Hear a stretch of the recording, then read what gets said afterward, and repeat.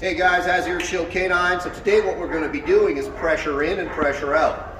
I'm here with Robbie. Robbie is a herder, which is basically a German Shepherd Malinois mix. These dogs are bred for police and military work in Europe, and we often import them here when they're about a year of age. And Robbie has really high drive, super nice natural gripping behavior. But what we want to do as trainers is we always want to build the dog and make him stronger, and we also want to put control on the dog. Now there's the more traditional way of putting control on the dog, which is basically bang, bang, bang, if you know what I mean. And what that tends to do is actually tends to reduce the power of the dog. When we put control on the dog, we want to do so in a clear way, and we also want to do so in a way that empowers the dog and actually makes him stronger. Now, one of the big problems with training Malinois, or Malinois mixes is what Robbie is pressure. They tend to overreact to pressure. They're very sensitive to pressure, both social pressure from the handler and physical pressure, whether it's from a pinch collar or an e-collar. And that's why a lot of people run into problems when they're training these dogs. Whether it's something like an out or just basic obedience, so on and so forth, people tend to run into problems because they make too much pressure, the dog overreacts or develops a bad reaction to the pressure. So what I do with these types of dogs is I basically condition them to the pressure in a way where it becomes productive. I can guide the dog with pressure, I can correct the dog with pressure, and I can make the dog stronger with pressure. And one of the best ways to show this is pressure in, pressure out. That's what I call this, okay? So what I'm going to do is I'm going to make pressure for the dog to bite better, and I'm going to make pressure for the dog to let go, all right? So what you're going to see me do, I'm going to put on the suit, I'm going to put Robbie on a bicep, okay?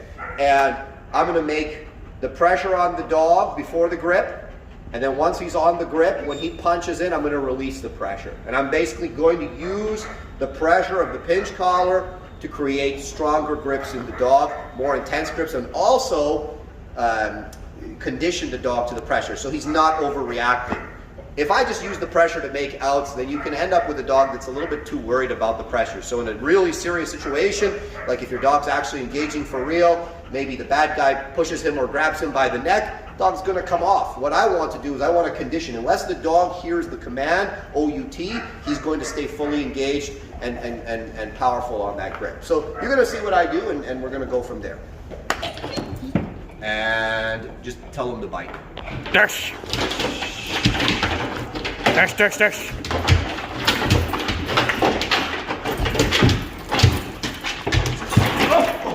So there we go. Pressure on.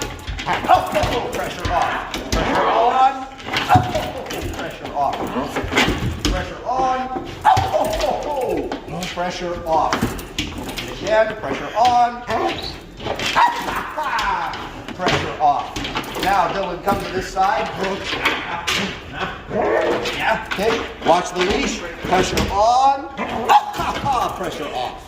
Right? So I pull the dog out now on the back tie. I lean in with the pressure. And I remove it.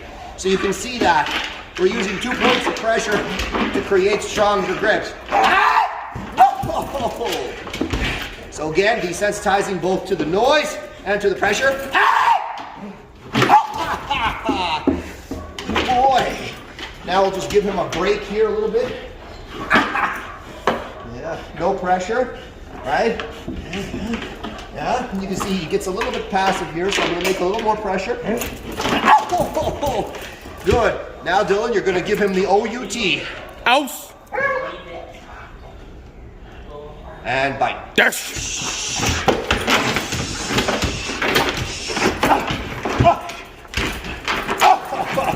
So you can see there, we used the pressure to make him let go. And now I'm using the pressure to make him bite.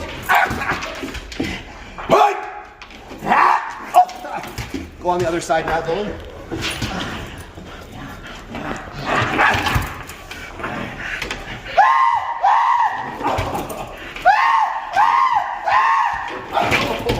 And I'm making pressure for every grip.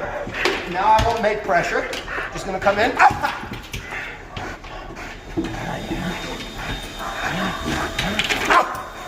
Good, and now pressure on. Yeah. Oh yeah. Yeah. Good. And I'm just gonna give him a break here again. Oh yeah. Good boy. Good. Give him the OUT, Dylan. Aus. Dash.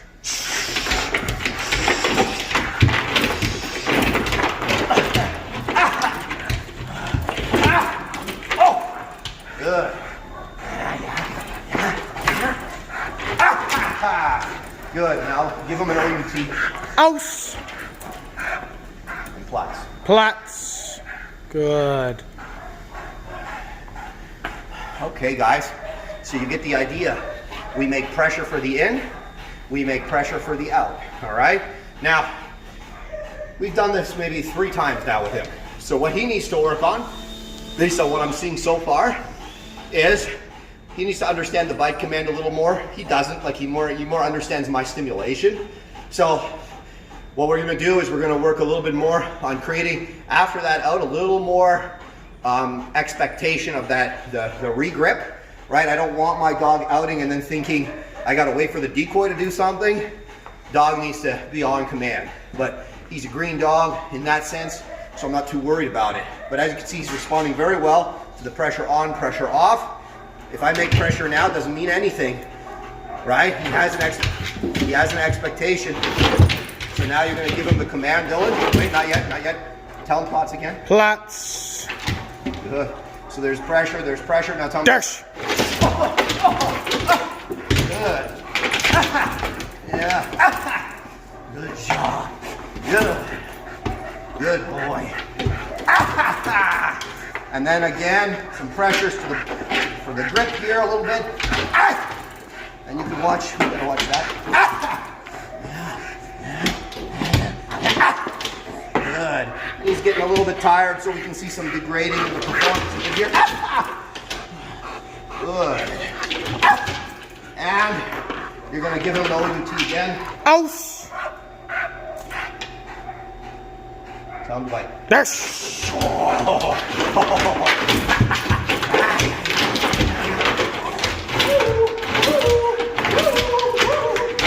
him to sit. Seats. Tell him to down. Platz. Good. So that's it. He's tired now, so we're going to end it on that. So just so you guys understand, pressure doesn't only mean one thing. And if you make pressure mean only one thing, with these kind of dogs that, you know, have a lot of natural drive, but also a lot of sensitivity, you can really degrade the performance of the dog. We want always to increase the performance of the dog, to build the dog, to make him stronger, to make him more powerful. And for those of you wondering, yes, I do typically handle Robbie. This is more like a sparring session. So in this case, it's okay for me to do bite work with him. Not that I think everybody should do bite work with their own dog. That's a call that you have to make based on your expertise and your experience. But for a lot of people, doing bite work with your own dog, generally a pretty bad idea. But as you can see, Robbie doesn't take it too personal.